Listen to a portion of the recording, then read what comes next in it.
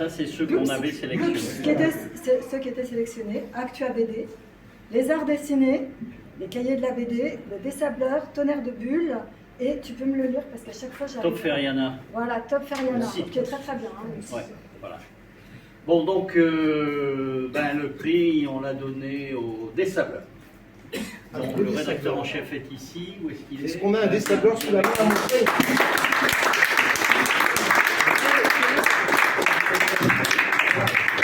Le Désableur est la revue du musée de la bande dessinée de Bruxelles.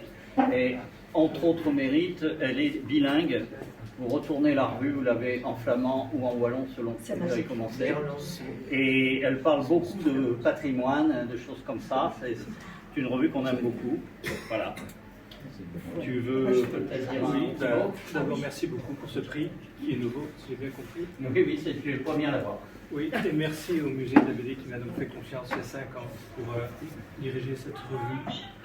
Donc, suite à un changement de direction, la nouvelle directrice m'avait demandé de m'occuper d'une revue. Et comme elle n'avait pas d'autre idée, j'avais complètement carte blanche pour faire ce que je voulais. Donc, j'ai vraiment fait ce que je voulais.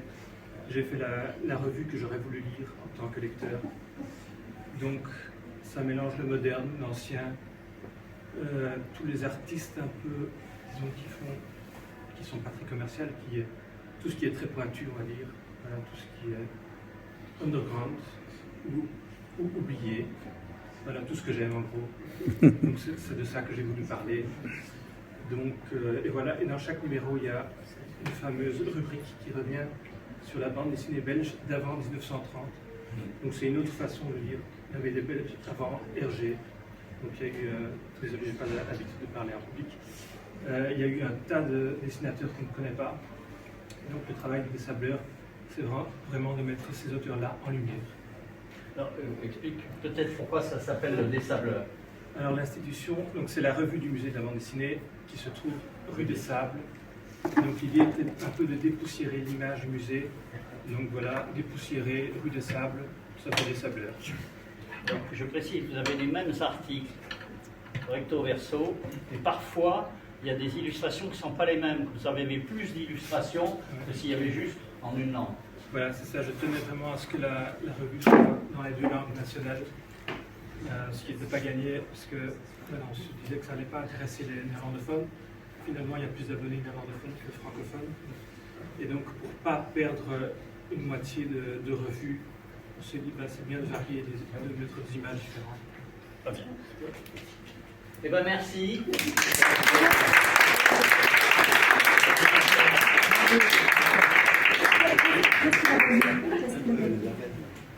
Ah oui, j'ai oublié de dire, les lauréats gagnent la collection complète de papier nickelé. Alors pour le Désableur, c'est un peu compliqué parce qu'on a un échange depuis très longtemps et quand on n'avait pas l'échange, il m'a dit qu'ils étaient abonnés. Alors c'est bon. Enfin bon, si vous avez des exemplaires en plus, on fera une bourriche qu'on enverra quand je passerai à Bruxelles, j'apporterai. De la bonne franquette, un peu organisation, bonne humeur, comme d'habitude. La marque de fabrique des réunions papier nickelé qui font qu'on s'y sent bien. Dans une période où moi-même en tant que bibliothécaire, j'ai l'habitude de beaucoup prendre des procédures, parfois plus que de recevoir le public et de conseiller des livres, de faire des tableaux Excel, de distribuer des questionnaires de satisfaction, enfin tout ça. Je dois dire qu'être bénévole à papier nickelé, ça me rend particulièrement joyeuse. Il y a comme un fluide chaleureux pour... c'est pas un fluide glacial, c'est un fluide chaleureux qui fait que on est content de se trouver. Voilà. Et là, il n'y aura pas de questionnaire de satisfaction, et nous jugerons votre satisfaction à la diminution des piles des... Eh bien, nous allons commencer à présenter les 11 ouvrages qui se sont retrouvés en finale pour ce prix papier nickelé. Je les montrerai, ils sont là. Hein. Nous allons commencer par Vox, Et je crois que c'est toi qui t'y colle, Frémillon. Si tu veux. Alors Maximilien Vox, c'est sans doute le plus grand typographe de l'histoire. Il a quasiment tout inventé, été pillé par tout le monde évidemment. C'était aussi un illustrateur extraordinaire, un merveilleux graveur, un très bon écrivain. C'est quelqu'un, une espèce de touche-à-tout. Comme il s'intéressait à la typographie avant tout, il a inventé beaucoup d'alphabets que vous utilisez peut-être tous les jours. Et il a eu l'idée dans un petit village du Var, à Lurs, avec un E, c'est la montagne, et Lurs, c'est le village. Il a créé des rencontres de la typographie. C'est aujourd'hui les plus grandes rencontres sur la typographie du monde. C'est le Cannes ou le Angoulême de la typographie. Ouf. Ça lui a... Oui, enfin, Angoulême, ça marche mieux qu'Angoulême. Mais disons que c'est vraiment un rendez-vous où tous les grands noms de la typographie du monde sont passés. Et puis, il avait fait des mémoires qui n'avaient pas été édités. Et donc, l'éditeur qui est l'Échappée, excellent éditeur, petit éditeur mais excellent, c'est d'ailleurs un de mes éditeurs, donc je ne peux pas en dire du mal, a réalisé cet ensemble avec ses mémoires, avec une iconographie absolument extraordinaire. Il faut savoir que un des centres de formation des dessinateurs en France, qui est ce qu'on appelait l'école de la rue Madame à Paris, est maintenant un établissement qui porte le nom de Maximilien Vaux, pour dire quand même qu'il y a des gens qui savaient qui c'était. Voilà, Maximilien Vaux, livre remarquable que je recommande à tout le monde. Bravo.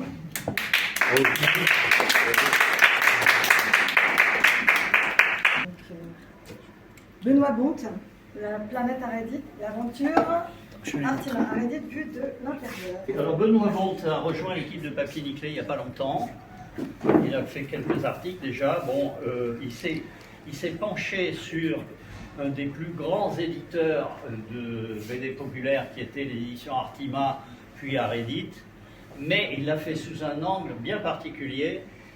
Parce que le sous-titre c'est l'aventure d'Artima Arédite vécue de l'intérieur, parce que du coup il a pu travailler sur ce qui restait d'archives, il a pu rencontrer ce qui restait de survivants, et il a fait une espèce de focus aussi sur le fou furieux qui avait lancé ça, c'est un truc totalement, il n'y avait aucune chance de marcher, et qui est devenu un des plus gros succès de la bande dessinée.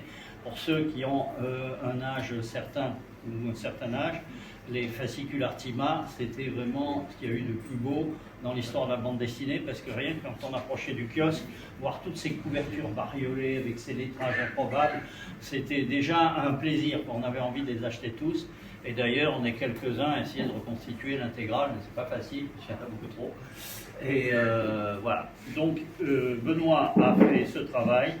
Absolument, comment dire, je ne crois pas qu'on puisse aller plus loin sur le sujet. Et vous voyez, il y a ça donne un peu une idée des couvertures. Et ce Kersbilk, qui s'appelait comme ça, qui était le patron, bon, il a tenu. Émile Kersbilk. Quoi? Émile. Son prénom c'était Émile. Qu'est-ce que j'ai dit? Non, j'ai rien dit, c'est prudent. Oui, Émile Kersbilk. Merci.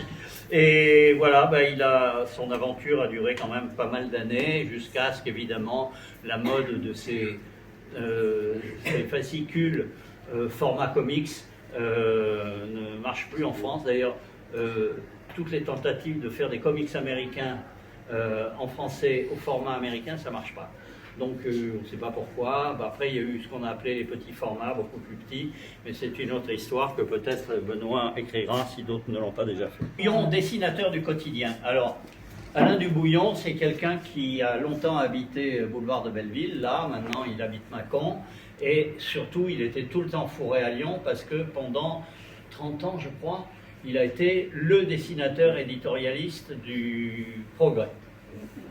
Et c'est un dessinateur de presse, donc dessinateur d'actualité, mais c'est un dessinateur d'actualité malin. C'est-à-dire que comme fait Plantu, comme faisait Ituria Assiduès et quelques autres, chaque année, il sortait un album avec tous les dessins qu'il avait fait dans l'année, et il en a aujourd'hui, je crois, plus de 30. Oui, je crois qu'il y en a plus de 30. Sont tous plus ou moins disponibles. Et le Progrès l'a lui édité, comme Le Monde faisait pour Plantune. C'est vraiment très pratique. Du coup, c'est un dessinateur de presse qui gagnait sa vie. Parce que c'est pas la tendance générale en ce moment. Voilà.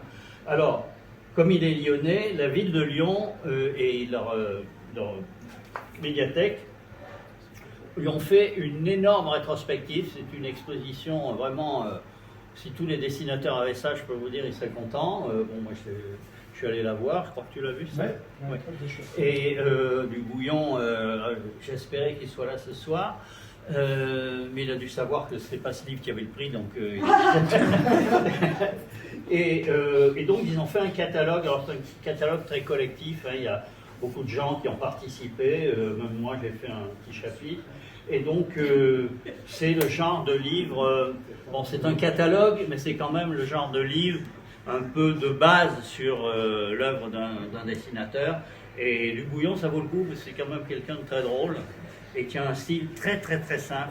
On ne se prend pas le chou à réfléchir sur un de ses dessins, on le prend tout de suite dans la figure. Il faut savoir qu'il a fait un peu de bande dessinée, il a été un pilote à un moment où il faisait des dessins sur les scénarios de Rézère, parce que Goscinny ne voulait pas que Rézère dessine, parce qu'il trouvait qu'il dessinait comme un pied, alors que, bon, en tant que biographe aussi de Rézère, je trouve que Rézère quand même un des meilleurs dessinateurs qu'on ait eu, quoi. Mais enfin bon, passons.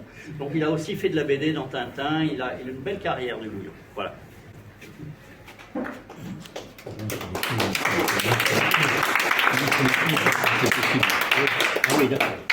Donc là, le petit moment de solitude où on annonce la présence dans la shortlist d'un livre que nous ne présentons pas parce que On l'a pas. qu'on n'avait pas, mais un très chouette livre dont tu vas parler, bien entendu. Moi, j'ai pas lu.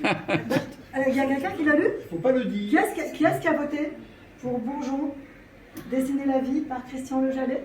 Je veux savoir, toi, tu connais le Jallet. Ah ben je connais bien, mais je n'ai pas voté pour. Ah non, mais si tu connais bien. Mais je connais bien. Bah, tu veux présenter le livre. Vous Vous avez pouvez prévenu. présenter le livre, pas de nom. Bah, François Bourgeon, qui c'est qui ne connaît pas François Bourgeon dans la salle? Tout le monde le connaît, plus ou moins. Donc c'est un livre qui est très bien illustré, parce que le prix papier nucléaire, c'est quoi? C'est comme la BD, c'est une belle adéquation entre des études, donc un petit peu pointues, où on apprend des choses. Donc effectivement, on apprend des choses quand on lit ce livre. Et on voit des belles images. Bourgeon a un peu cessé de dessiner, là il a fini sa dernière série, et on va dire que c'est peut-être la somme sur François Bourgeon, qui n'est pas quelqu'un qui cause beaucoup. Hein, il a posé pas mal en audio, parce qu'il y avait une belle expo à la Cité de la bande dessinée d'Angoulême sur son œuvre. Et donc le livre de Les Jalets, alors je vais vous donner un peu un aperçu du volume, il est quand même, alors celui-là il est gros, mais à peu près un peu moins, hein. Mais c'est un pavé, et donc effectivement je vous invite à aller le voir dans toutes les bonnes librairies, il est encore disponible.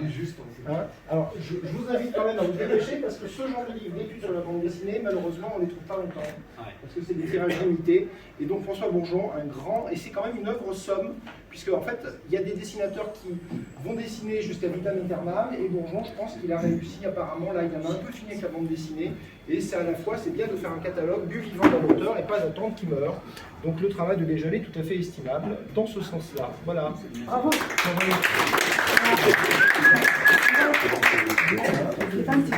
Je continue. Oui, alors, voilà. Alors bon, Ben voilà. que dire sur Bosc, hein, Bosc, j'avais 2 ans, il était déjà mort, 73. Alors du coup, j'ai pas connu. Alors il se trouve qu'effectivement, Papier Nickelé, quand on fréquente Papier Nickelé, on découvre Bosc. Et alors, le Cherche Midi a décidé de faire une collection à destination des jeunes néophytes. C'est-à-dire, il n'y a pas beaucoup de textes, mais il y a quand même quelqu'un qui s'appelle François Morel, ex-des-Chiens, humoriste, qui va présenter Bosc. Et donc, l'ouvrage, il est étonnant, parce qu'en fait, c'est beaucoup du Bosc. Vous voyez, c'est quasiment que du Bosc, avec une préface de Morel. Donc, on a un peu la même chose, c'est Chaval. Alors, c'est quoi l'idée? C'est que ça coûte pas cher. Et ça permet à des jeunes générations, parce que regardons-nous, messieurs, dames, entre nous, on n'est pas de toutes jeunes générations. Donc comment aujourd'hui transmettre l'art populaire auprès de jeunes générations? Donc c'est peut-être effectivement en faisant des coups éditoriaux, c'est-à-dire que peut-être un des livres les moins chers de la sélection, avec une jolie petite préface, alors plutôt que de causer, parce que Bosc n'était pas un causant, c'était quelqu'un qui était plutôt dans un trait un peu épuré, hein, il peut rejoindre du Bouillon par rapport à ça, une vision caustique de la société. Alors, Je vais vous lire un extrait de la préface de Morel. Hein, je ne veux pas tout vous lire, parce qu'il Non. faut quand même avoir le plaisir de lire, mais le trait de François Morel, c'est quand même l'art de l'humour, du décalage. Et voilà, quelques extraits pour nous montrer que Bosc, même s'il est parti en 73, eh ben, il est toujours d'actualité quelque part. Alors écoutons ce que dit François Morel là. Alors, de l'humour, né dans le protestantisme, le lycée technique, le chantier de jeunesse, la guerre, l'Indochine, la torture, la maladie de nerfs, la clinique, les psys, la carabine, le suicide. De l'humour, oui, mais comme un chagrin caché, une brûlure camouflée. Tu as l'intention de continuer à publier ces merdes demande un jour le dessinateur Bellus à Raymond Castan. Oui, répond Raymond Castan. Il fit bien.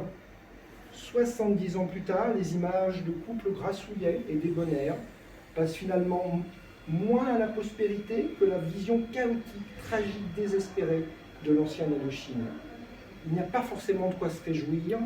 Le monde ressemble de plus en plus à un dessin de Bosc. Voilà, à offrir avec la leçon de Le suivant sur la liste, c'est le livre de Franck P. Dessine. Et tu connaîtras l'univers et les dieux. C'est toi qui présente. Et c'est moi qui présente. Alors voilà, ça, il y a plusieurs livres de cette collection, qui est toute récente. Le cahier de la bande dessinée, qui était édité par le Béla, et ça a été repris comme principe en livre. Alors, la particularité de ces livres, c'est d'avoir déjà une jaquette assez marrante. Je vous montre.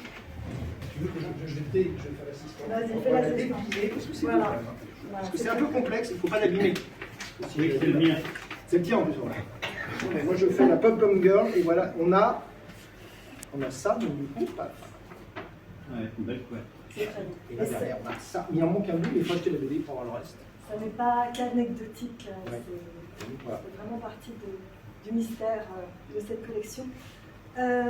Franck P., vous connaissez tous, je pense, cet auteur, cet dessinateur qui est contemporain. Ce livre-là, c'est absolument une merveille. C'est-à-dire que les dessinateurs ne parlent pas forcément bien de leur dessin ou du dessin. Là, il parle du dessin, il parle de son dessin, mais il parle de son parcours. Pas tant de son parcours, mais en tout cas pas de sa carrière, mais de son amour du dessin. C'est mystique, c'est poétique, c'est extrêmement bien documenté. Il parle de plusieurs dessinateurs, c'est très très bien illustré. En plus, il a l'avantage d'être vraiment dans un format, en plus avec la couverture souple, qui est très très très pratique. Il y a déjà pas mal de spécialistes du dessin qui ont ce livre comme Bible et qui plongent dedans quand ils ont des articles à écrire. C'est une somme. Il est question de technique, il est question d'amour, il est question de passion. C'est un livre qui vraiment fait du bien à tous ceux qui aiment le dessin. Et puis peut-être que ceux qui n'aiment pas spécialement le dessin pourraient découvrir la merveille que c'est, l'expérience presque mystique que c'est de dessiner. Voilà, Franck P. dessine. Ouais. Magnifique.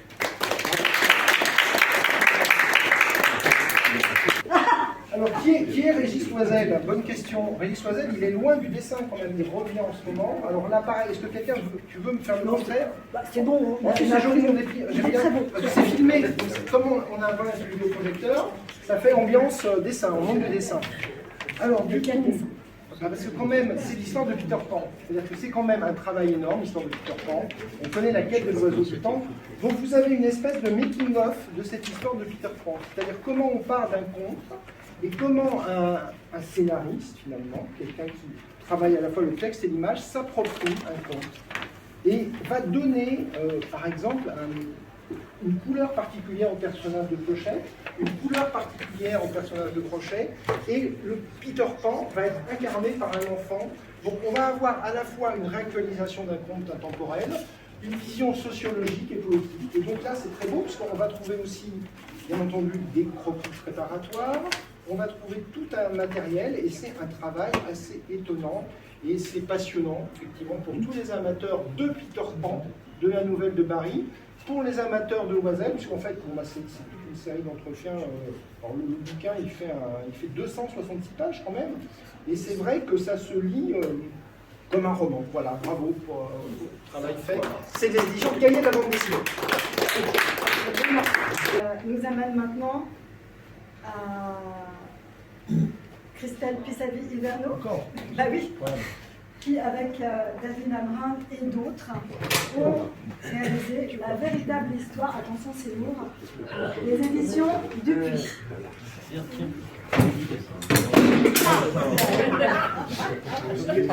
Tout va bien, donc c'est sous contrôle. C'est une somme. On va mettre tous les dessins. J'en vais apporter. Sous la direction de David Azram, de Christelle Pissavi-Hiverno, avec la collaboration aussi d'autres personnes qui sont présentes. Bonjour, c'est bon. Et si vous voulez tout savoir sur l'histoire des éditions Dupuis, voilà, il y a cet ouvrage. Alors vous vous dites, oui, il y a déjà eu des ouvrages. Oui, il y a eu quelques ouvrages. Celui-ci, c'est sans doute l'ouvrage définitif.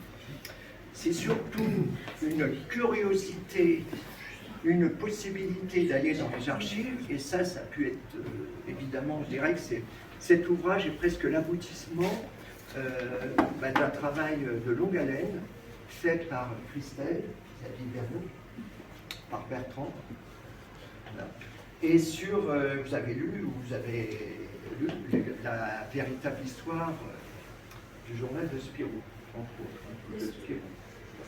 Donc, peut-être un troisième ouvrage, un jour, hein, voilà. Et en tout cas, ce livre, c'est vraiment est découpé, ça s'adresse un petit peu à, je dirais, aux spécialistes que l'on est, mais pas que. C'est-à-dire qu'on y trouve, je pense connaître un petit peu le sujet, j'ai découvert énormément de choses sur les collections de gags de poche, à la fois les éditions Dupuis. Les éditions Dupuis, c'est bien sûr Spirou, c'est également le journal Le Moustique, c'est également Bonne Soirée. On y retrouve vraiment à la fois un éditeur qui, c'est l'éditeur belge par excellence, un des rares éditeurs qui n'a pas été, en tout cas lui, s'est très bien comporté pendant la guerre, ce qui n'a pas toujours été le cas de toute la presse franco-belge, je précise, et on y retrouve de tout. Au niveau iconographie, c'est une merveille. Au niveau du texte, c'est remarquable. Alors, je ne vais pas tous citer les collaborateurs, mais simplement vous dire que... Non, je ne vais pas tous les citer. Ou alors peut-être toi, tu vas pouvoir nous aider. Et ce livre est à la fois d'une modernité totale, c'est aussi un hommage aux bons anciens. C'est aussi à des figures, je pense notamment à Jean Doisy, qu'on a un peu oublié, et qui a été évidemment revu et remis sur le devant de la scène grâce à vous deux. Voilà, mais grâce, et puis Clément et d'autres. C'est aussi des recherches, c'est aussi vraiment ce livre est une somme remarquable. Et j'en dirai pas plus.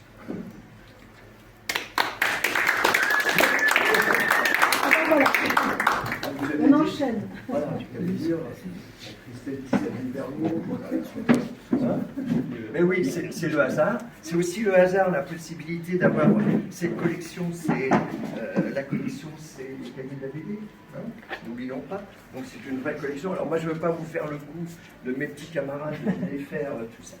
Mais ce livre, c'est un livre de Franquin et moi. C'est surtout un entretien fleuve. Là, on va parler d'entretien fleuve. C'est surtout la possibilité d'avoir... moi, j'ai eu la chance, il y a quelques années, bon, Numa Sadoul, vous connaissez tous Numa Sadoul. Si vous ne le connaissez pas, c'est pas... Achetez le livre. Découvrez-le, je vais le découvrir. Mais c'est la possibilité d'avoir une... J'ai eu la chance de faire l'intervieweur... de l'intervieweur, si je puis dire. Donc là, vous avez ce livre qui est... Il y a eu un livre de Numa Sadoul consacré, d'une part, il a interviewé Hergé, il a interviewé Franquin, mais pas que. Et là, ce livre, c'est un livre, je dirais, presque d'amour, presque d'amitié. Et la possibilité de pouvoir dialoguer, de pouvoir parler du travail de biographe, de parler aussi de se dire que sans Numa, sont quelques-uns, sont François Rivière, sont aussi Jacques Léna, qui est l'éditeur voilà, d'une part de cette collection, mais aussi qui a, grâce à ces cahiers de la BD, je trouve que ces cahiers de la BD m'a permis de faire découvrir tout un pan de l'histoire de la bande dessinée, de donner envie à un certain nombre d'entre nous d'écrire sur la bande dessinée, de faire des recherches sur la bande dessinée. Donc ce livre est plein de trouvailles. C'est aussi un hommage à un éditeur, Jacques Léna, qui vraiment croit, qui a commencé, bien sûr, on connaît bien sûr l'éditeur Léna de bande dessinée, pas que de vos livres, mais également du livre de théorie, etc. Donc c'est un livre que je recommande également, comme les précédents.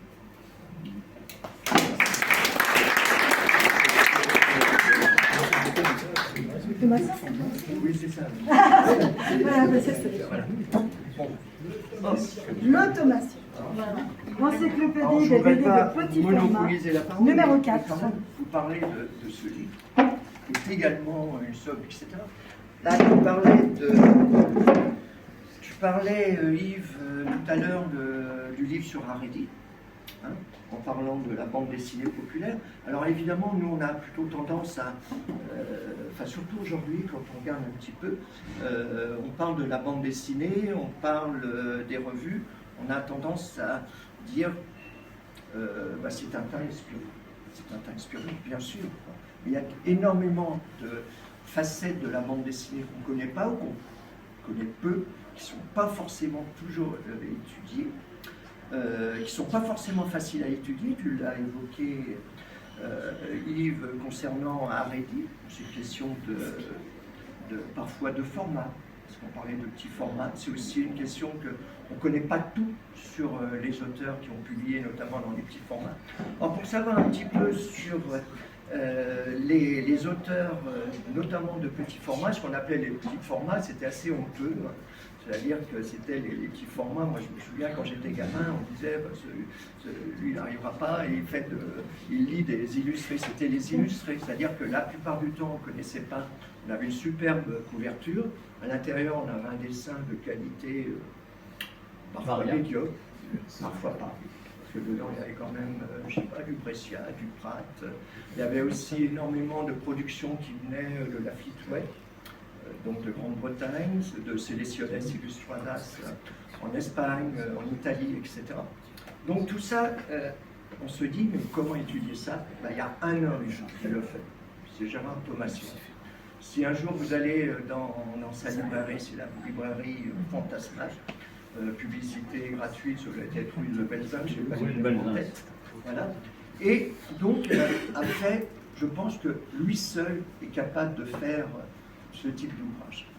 C'est une encyclopédie. L'encyclopédie Thomassian, on peut se dire, ouais, il se prend un peu au sérieux.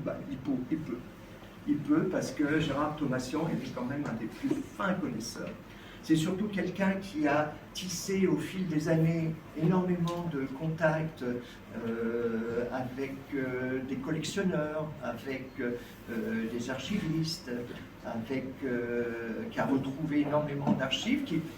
Rappelons que les petits formats qu'on a lus, la plupart du temps, étaient complètement caviardés. Et donc, c'est le début de là, vous avez cet ouvrage qui est l'avant-dernier, consacré aux éditions impériales. Le tome 2 vient de sortir, il y a les éditions Mon Journal, enfin, il parle également des éditions Mon Journal, il parle... Alors, un petit mot sur les premiers petits formats. Les premiers petits formats, de mémoire, c'est 1949, c'est le Caméra 34. Le numéro 0 est consacré à la revue Caméra 34. Et là-dedans, on y retrouve des archives, on y retrouve des fiches sur les auteurs, on y retrouve je parle beaucoup, mais je trouve que là, ça fait 11 volumes pour l'instant. Donc, lisez, défendez-le, allez voir sa librairie, parce qu'effectivement, peut-être, je ne pense pas qu'il soit là, parce qu'il m'a dit, je n'ai pas envie de parler. J'ai dit, ok, j'y vais, là. Merci. C'est la galerie Champaka qui a toute une collection d'études sur le dessin. La galerie Champaka à Bruxelles, quartier du Sablon, organise régulièrement donc, des expositions et fait des catalogues qui sont à peu près peut-être encore plus gros que ça, avec une place laissée au dessin qui est assez importante. Et François Valteri, c'est assez intéressant parce qu'en fait, il n'y a pas grand-chose autour de François Valteri. Il y a une monographie qui est en train de se préparer. Mais c'est vrai que son dessin, Natacha, a été très très mal adapté au cinéma, on va dire.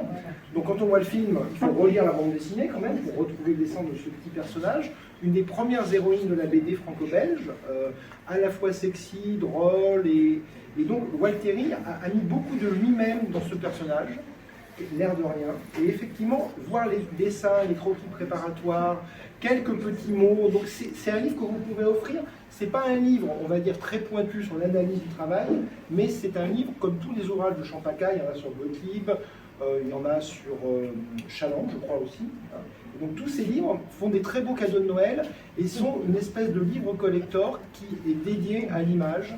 Et voilà, François Valteri, il est toujours parmi nous. La série Natacha continue l'air de rien dans Spirou, et c'est pas rien. Donc, et allez voir régulièrement, vous pouvez avoir des vernissages aussi à la galerie Champaka, et chaque année, 1 ou 2 albums sont consacrés à un grand nombre de la BD franco-belge. Ça valait bien qu'on le souligne dans notre sélection. Voilà. Et je pense qu'il serait bien que tu te fasses offrir ce livre que tu n'as pas. Je trouve ça absolument scandaleux. Alors, le prix. Le prix, c'est le moment. Le prix est attribué à Christelle Pissavi-Hiverno et David Alran pour la véritable histoire des éditions. Oui, bravo, bravo.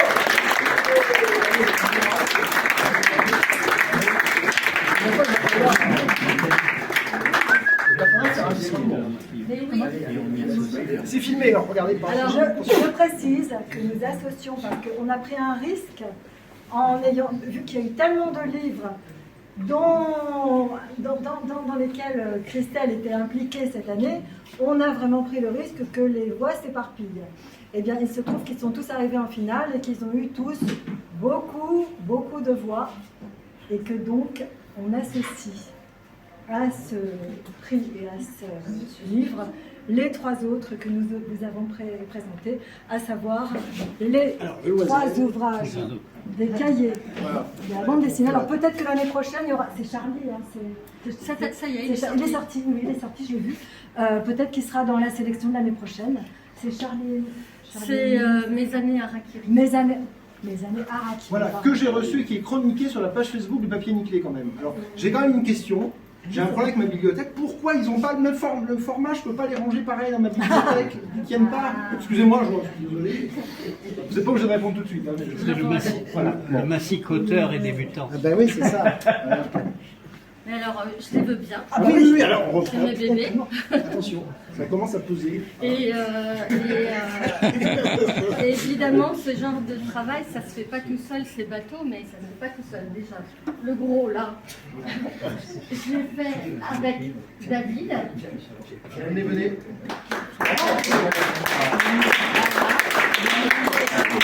Une sacrée aventure, ce travail. Bon, on va pas vous faire toutes les anecdotes et toutes les péripéties parce que c'est, voilà, ça reste dans notre histoire commune. Voilà.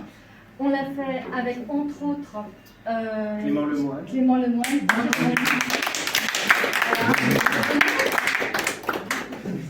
Mais venez, et aussi Sylvain Lesage, Benoît Glaude, Gerd Mester, et... Je pense que c'est tout. Ah si, mais Michael pareil aussi. Voilà. Donc voilà, ils sont associés, et je veux aussi associer Bertrand avec qui j'ai fait tout un travail depuis 30 ans autour de la bande dessinée. Et il n'y en a aucun des 4 qui sont là qui n'existerait si on n'avait pas travaillé ensemble. Donc tu peux venir aussi.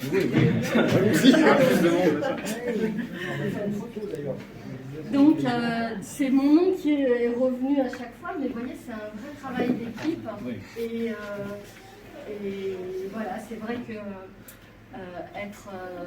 avoir cette reconnaissance au sein de Papier Nickelé, ça fait plaisir. On s'inscrit dans la filiation des gens comme Yves, comme Numa, comme Jacques Léna, comme Patrick et Didier qui ont commencé bien avant nous, et puis comme tous les autres anciens du CELEG et les Moliterni, etc. On s'inscrit vraiment dans cette filiation, on continue sur leurs traces à notre manière. On a la chance d'avoir des moyens qu'ils n'avaient pas, des moyens techniques. Il est évident que, on a souvent dit avec Bertrand que la véritable histoire de Spirou, on n'aurait jamais pu la faire sans Google. C'est quand même grâce à Google qu'on a retrouvé la famille de Jean Doisy, dont Patrick, Patrick parlait. Voilà, donc on a la chance de bénéficier de ça, d'un accès aux archives, d'une sensibilisation maintenant des différents acteurs à la gestion justement de leur mémoire. On a eu la chance pendant tout un temps que Dupuis soit un éditeur passionné par son histoire, par son patrimoine. On a pu faire plein de beaux livres, enfin de livres qu'on a voulu beaux, soyons modestes. Maintenant, aujourd'hui, c'est vrai que les éditions Glénat ont accueilli cette collection que je leur ai proposée et qui tout naturellement s'appelle Les Cahiers de la bande dessinée, en hommage à tout le travail qu'il a pu faire avec sa propre revue, où il était question à chaque fois de parler des auteurs de la bande dessinée, quelle que soit la chapelle, et de façon passionnée.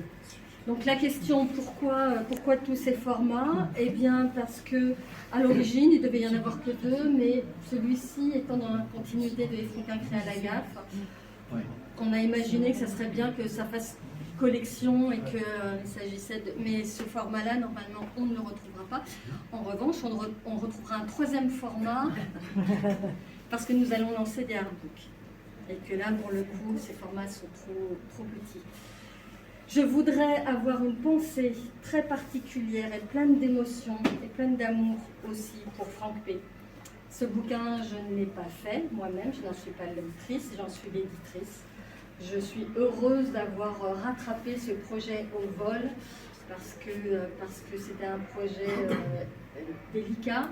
Parler de dessin, à qui ça allait s'adresser, l'éditeur d'origine y croyait peu, et Franck étant passionné, connaissant Franck, etc. Voilà, j'étais heureuse qu'il soit le premier de la collection. Voilà,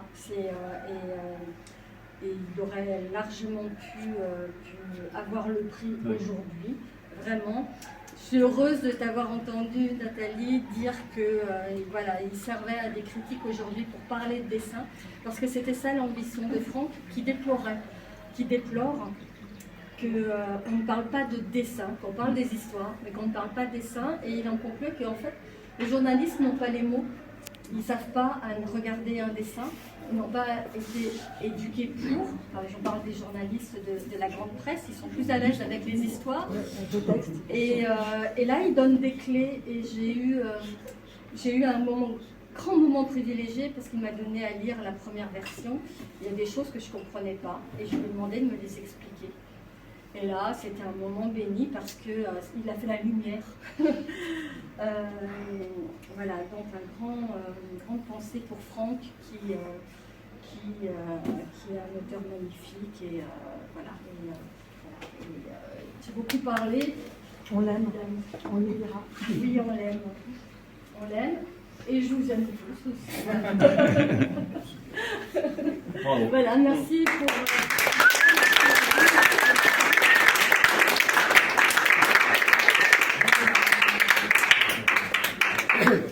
Donc par contre, je n'ai pas présenté Bertrand, Jérôme, Clément, David, peut-être c'est... Mais oui, mais si. Mais si, ils adorent ça. Mais oui. Bertrand a été à l'honneur l'année dernière, déjà, au deuxième. Non, bien. Non, mais c'est sûr que c'est un livre qu'on a fait avec des tas de chercheurs d'horizons différents. Clément, qui avait travaillé sur Goscinny, mais qui est aussi un féru de Maurice, a apporté son point de vue sur plein de sujets. Et il a notamment co-signé pas mal d'articles avec Michael Baril sur la couleur chez Dupuis, parce qu'il y a des questions techniques qui sont un petit peu méprisées, mais la bande dessinée étant un art de l'imprimer, en fait, n'y a pas plus de raison de valoriser la planche originale que des procédés techniques d'impression, que sont les bleus de coloriage, et aussi les procédés qui vont avec, qui sont un petit peu plus bizarres, comme dans le cas d'édition du Père de Leonardo. Bertrand, bon, bah, évidemment, son travail avec Christelle, ça n'existerait pas, donc je sais même pas la peine de, je pense... ou alors je peux commencer à faire sa page Wikipédia, mais donc voilà, c'est vraiment... Moi j'ai eu la chance en fait que leur travail qui était, je pense, initié par Sergio aussi, et avec l'aide de Philippe Guémetti, avait déjà mis un cadre qui en fait permettait de pousser des recherches dans à peu près toutes les directions. Ils ont vraiment ouvert une voie énorme, eux-mêmes reprenant le flambeau de Thierry Martins en tant que nouveau... Monsieur Archive de Dupuis. Et quant à Jérôme, moi je l'ai rencontré grâce à Christelle, et en fait il a aussi apporté son expertise d'enquêteur et de journaliste, tout en réussissant à se plier à un exercice. Ceux qui n'ont pas les mots. Voilà, c'est ça, ceux qui n'ont pas les mots. Tout en se pliant à un exercice qui est justement pas facile pour un journaliste qui n'a pas les mots, à savoir parler justement du dessin réaliste et d'une branche du dessin réaliste qui est complètement méprisée, qui est le réalisme classique des années 50 et suivantes, donc tout ça c'était très chouette à faire, et voilà, donc moi je suis très content qu'on ait eu ce prix qui récompense un truc complètement collectif, qui vient de très très loin, et voilà, je ne sais pas où ça va, mais en tout cas ça vient de loin. Voilà, merci beaucoup. Merci beaucoup. Il va être temps d'ouvrir le bar, hein, parce que quand même, après tout ça, ça donne soif. Mais la soirée n'est pas terminée, parce que normalement, dans les fêtes de papier nickelé, on a une habitude qui marche plutôt pas mal. D'habitude, on ne va pas faire tout à fait comme ça. D'habitude, on consacre 1 heure à faire 3 conférences d'1 quart d'heure sur des sujets complètement différents par 3 personnes différentes. Ça dure même moins d'1 heure en général. Alors cette année, comme c'est un peu chargé et qu'on n'était pas sûr techniquement, mais apparemment ça s'est arrangé, il y en aura une seule, elle sera très brève, sur les dessinatrices pendant la guerre de 14-18. Et il vous expliquerai pourquoi c'est un moment très très important dans l'histoire du dessin, et surtout un moment clé dans l'histoire du dessin féminin. Voilà, donc on va boire un verre et puis on se retrouve après. Oui, tu veux dire quoi? Il y aura autre chose, il y aura la présentation par Frémion de son livre, qui n'a pas fait partie de notre sélection, parce que si on ne s'interdit pas d'attribuer le prix certaines années à des collaborateurs, parce que de toute façon, parmi les collaborateurs de Papier Nickelé, il y a les meilleurs, donc on est bien obligé parfois de leur attribuer des prix. Le patron, c'était quand même un petit peu délicat. Donc, il sera chargé de vous présenter son bouquin. Non, je peux le présenter en 3 minutes maintenant. Bon, d'accord, avant qu'on aille boire. Non, parce que j'ai fait mes délices, peut-être je le ferai une petite présentation avec des projections. Mais j'ai pas retrouvé mon PowerPoint à temps, donc c'est pour ça que je vous propose la conférence que je vais faire tout à l'heure. J'avais essayé de la faire à la précédente fête, mais techniquement, ma clé USB ne correspondait pas à l'appareil, donc on ne l'avait pas vu. Alors du coup, je la rattrape aujourd'hui. Alors ça, pour simplement, c'est l'histoire du dessin d'actualité, du dessin politique en France entre 1830 et 2015. 1830 parce que c'est la première grande loi sur la liberté de la presse, et 2015, vous savez tous pourquoi, c'est le plus grand attentat contre la liberté de la presse et la liberté d'expression. Donc entre ces 2 siècles, enfin oui, presque 2 siècles, c'est toute l'histoire chronologique des revues, des grands dessinateurs, des dessinateurs moins connus, des petits maîtres qu'il ne faut pas oublier, des grandes tendances, pourquoi la Belle Époque est très d'extrême gauche, pourquoi l'entre-deux-guerres est très d'extrême droite, tout ça c'est expliqué dans le bouquin. Donc c'est une vraie mine, hein, très franchement, j'ai passé je sais pas combien de dizaines d'années à compiler tout ça. Heureusement j'ai de bonnes fiches, mais fait partie des livres dont on est fier quand on est écrivain. Quand j'ai fait ça, je sais qu'on le compulsera encore dans un siècle, comme on compulse les Champfleury ou les gens de cette époque qui ont décrit le 19e, et d'ailleurs que j'ai pas mal utilisé pour ce bouquin. Donc voilà, alors évidemment, s'il avait été dans la liste, ça aurait été un peu compliqué. Donc D'ailleurs, je n'étais pas dans le jury, donc bon, voilà. Enfin, en tout cas, malheureusement, c'est un livre dont je n'ai plus d'exemplaires à part celui-là, c'est le mien, parce que c'est un livre qui vaut 49 € quand même, vu le poids. C'est un éditeur à qui je dois les acheter en les payant d'avance, et c'est pas simple pour moi, parce que autrement j'en ai normalement dans ma boutique, mais là j'en ai plus. Mais vous le trouverez dans toutes les librairies, hein. Voilà. Merci à l'avance de l'acheter.